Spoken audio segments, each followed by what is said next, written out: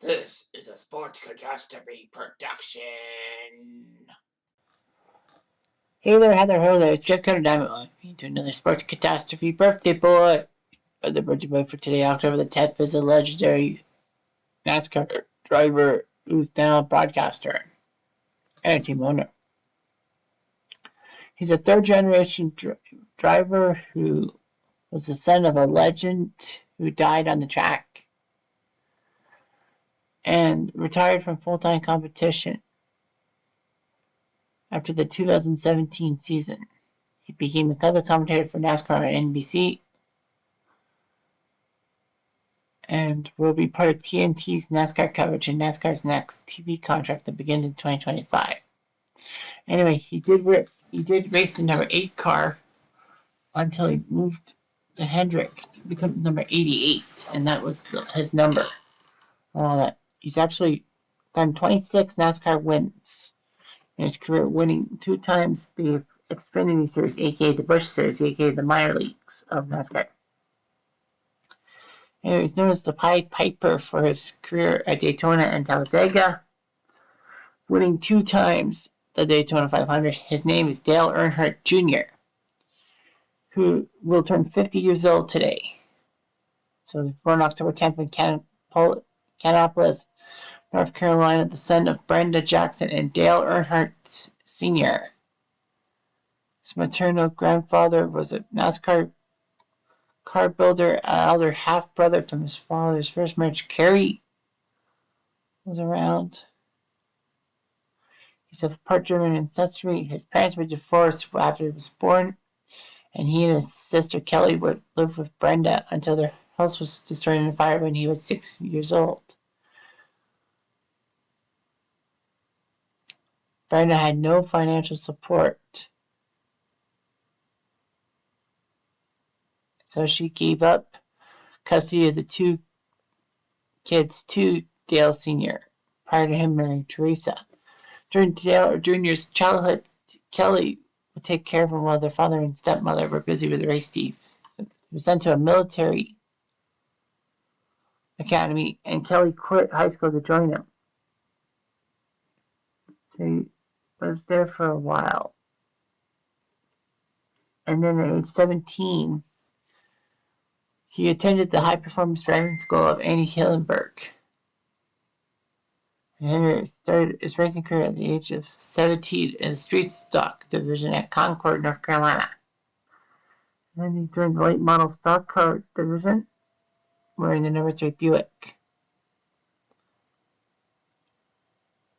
Anyway, he actually went to a community college to try to get a degree in automotive technology. And then he ran 9 Busch Series races between 96 and 97, the minor league, for Dale Earnhardt Sr.'s team. And then he went to the Busch Series full-time in 1998.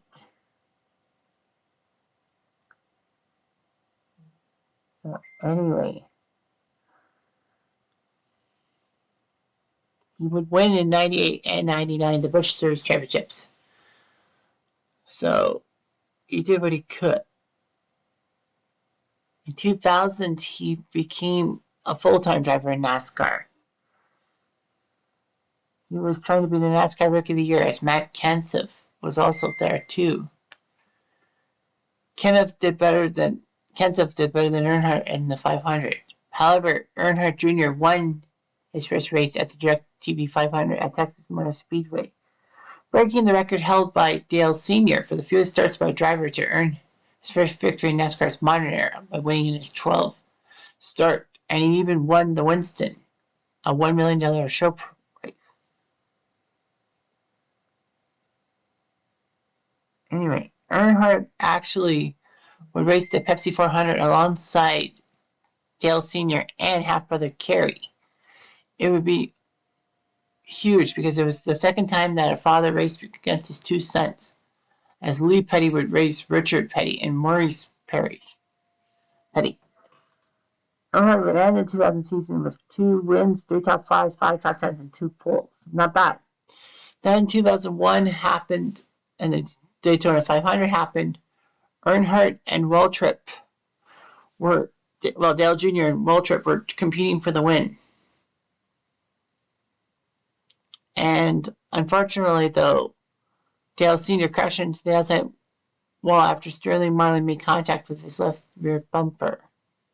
Unfortunately, Dale Sr. was pronounced dead because of a basilar skull fracture. Earnhardt would finish second to Waltrip, and it was a great day for Darrell Waltrip as his son won the Daytona 500 like he did. But his concerns for Dale Sr. happened too. Unfortunately, fans would actually send death threats to Sterling Marlin and his family, blaming him for the crash. Dale Jr. and Michael Waltrip had to request fans stop blaming anybody for the death and all that. And besides, the local police and NASCAR actually cleared Marlin of any involvement. Dale Jr. would race the next weekend at Rockingham in tribute of his father, but a wreck on the first lap ruined him. So Dale Jr. was plodding along and all that until the Pepsi 400 back at Daytona. He looked pretty good. He actually made a massive move. Within 2 laps, he was from 6th to 1st. As Dale Jr. took the checkered flag, and Michael Waltrip, his teammate, actually ended up trying to prevent cars from passing him. So basically, it was a teammate race, as Earnhardt kind of did the favor for Waltrip at Daytona at the 500. But of course, a lot of people poo-poo on this because of the fact that Dale Jr. won at Daytona at the first race after his father's death at that track. Some say that basically many people didn't want, many drivers wanted Dale Jr. to win at the cost of their own thing. Regardless of that, he won what they call the Cal Ripken Jr. 400 at Dover, which was the first Winston Cup NASCAR race since 9/11. And the New Hampshire scheduled race was actually dead to the end of the season. He would perform a Polish victory lap, as in he would do the victory lap backwards while holding a large American flag outside the driver's side window. He won the EA Sports 500 at Talladega, for which he also scored a $1 million bonus. Unfortunately, his car failed post-race inspection, was docked 25 points, but that was all he punched. On that, he would finish 8th in the point standings with 3 wins in the season. In 2002, he had a roller coaster season. He actually won both Talladega races and took 11th in point standings. In 2003,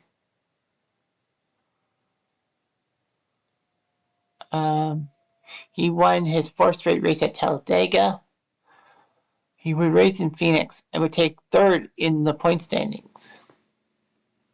In 2004, he won the Daytona 500, of course, 3 years after his father's death. And ironically, 6 years to the day that his father won the Daytona 500. So, anyway, he looked pretty impressive and all that. Unfortunately, during an off weekend, Earnhardt actually crashed a Corvette during practice for the Le Mans Series Grand Prix at Sonoma Indian Raceway. He slowed off course and hit a concrete barrier during warm-up the day of the race, rupturing a fuel line, causing the car to burst into flames with him still inside. He suffered 2nd and 3rd degrees on his neck, chin, and legs, which could have been avoided if he had worn a protective balaclava with his helmet. Nevertheless, he did win at Bristol and was able to reach the NASCAR playoff.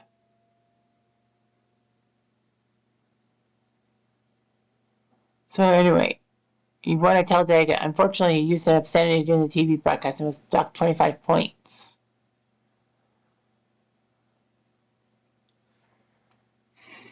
So anyway, he would finish 5th in the chase. All that.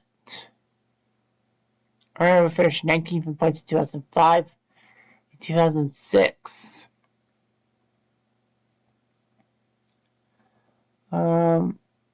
he got to the chase for the Cup. The final things, I finished 5th in the point standings. In 2007, he was in trouble because in May 2007, he was docked 100 championship points, car owner Teresa Earnhardt was docked 100 owner points, and his crew chief was fined $100,000 and suspended for 6 races due to the use of illegal mounting brackets to attach to the wing to his car. Nevertheless, he tried his best and all that.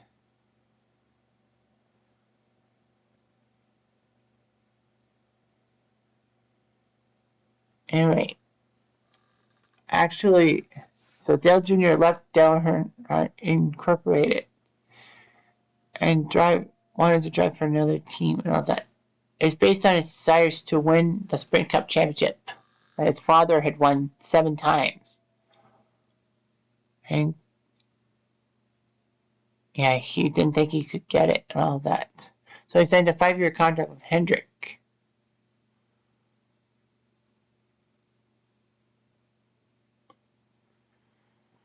So anyway, Earnhardt did not want to wear his number 8.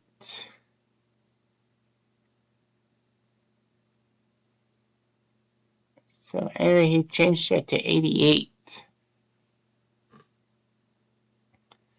So regardless of that, that was just amazing and all that. He started the 2008 season by winning the Budweiser Shootout, a non-points paying exhibition. He would finish 9th for the Daytona 500 in his first race for Hendrick. He was even docked 50 points because his rear spoiler did not meet the specific height in the Nationwide Series, or the number 2 series, if you will. Earnhardt finally won a race for the first time in a while at Michigan. He couldn't win success and all that. So, anyway, Earnhardt Jr. would be in trouble coming in contact with Brian Vickers, causing a 10-car pileup. All that. So, anyway, Earnhardt tries he might just try. He couldn't win any race in 2009, finishing 25th in the standings.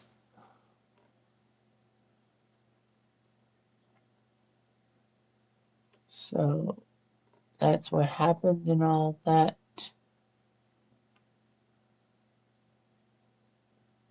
He tried his best and all that.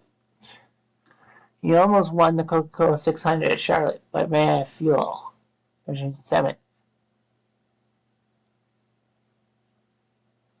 He was finished 7th for the point standings in 2011, 2012. We get a lot of top 10s, but no races. However, at 2012 in Michigan Raceway, he dominated the race, winning his first race in 4 years.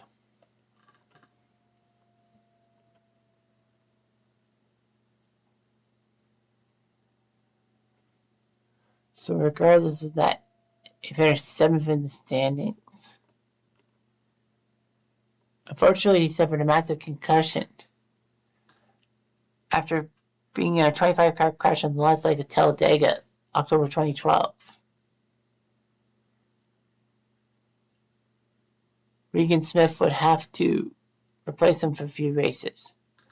Earnhardt actually competed in 461 consecutive races dating back to 1999 in Atlanta. And the 2012 Bank of America 500 was the first time since the 79 Southern 500 that nobody named Earnhardt had been in the Sprint Cup Series.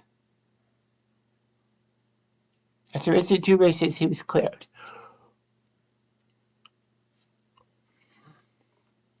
So anyway, Earnhardt tried his best and all that. He ended up racing hard, but couldn't do anything about it. Finished 5th in points in 2013, 2014. Tried his best and all that. And ended up, well, he took 4 races, so that was pretty good. Winning 4 races in 2014.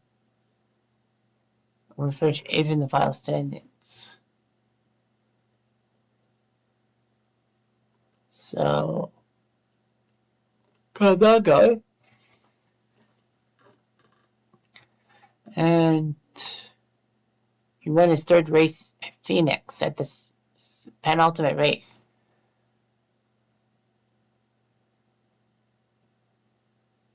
So, anyway, not a good way of that. And in July 2016, he had concussion-like symptoms, which is the second half of the year as a result. He was replaced practically by Jeff Gordon and Alex Bowman.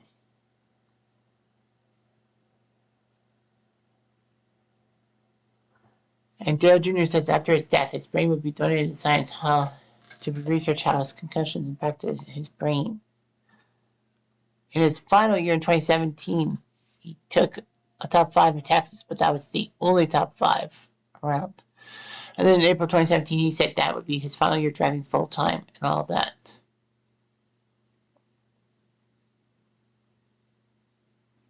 In his final career race, he finished 25th in the race, 21st in point standings. And then he would go sporadically racing and all that. So, yeah, he is a team owner at JR Motorsports, co-owner with his older sister Kelly, basically an Xfinity Truck Series team. Chase Elliott would win the 2014 Nationwide Championship under Earnhardt's tutelage.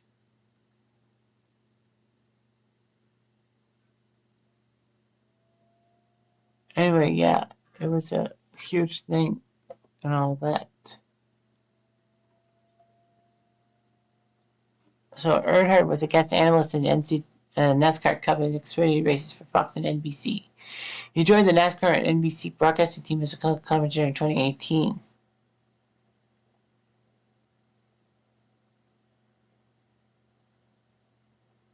So he did that. February 2024, Earnhardt Jr.'s contract with NASCAR actually expired at the 2022 season, and once Amazon and TNT teamed up for NASCAR coverage, 2025 he would be part of that thing as a color commentator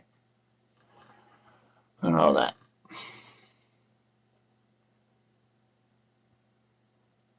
He liked sim racing and popular films. He was actually in Talladega Nights, The Ballad of Ricky Bobby.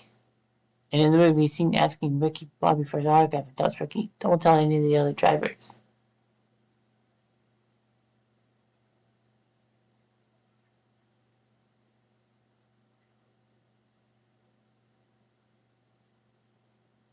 So, regardless of that, it happened. TV, he was in Yes Dear for an episode. He was in Shaq Versus for a little bit. Teen Titans Go. Yeah. He voiced himself in Disney's movie Cars as a number 8 car named Junior.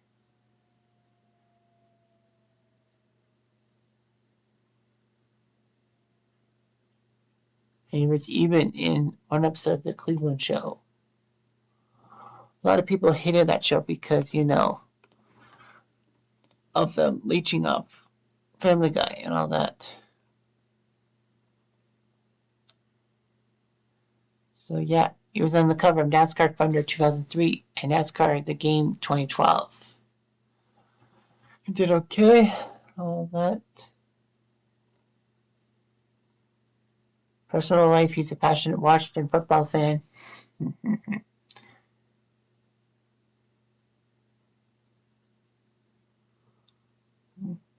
Anyway, he actually announced his engagement to his longtime girlfriend Amy, and their marriage would take place at New Year's Eve at the Childress Vineyards in Lexington, North Carolina. And they have 2 daughters, their family. And has granted a lot of wishes for the Make-A-Wish Foundation. He actually suffers from a fear of jewelry. I didn't know that was a thing.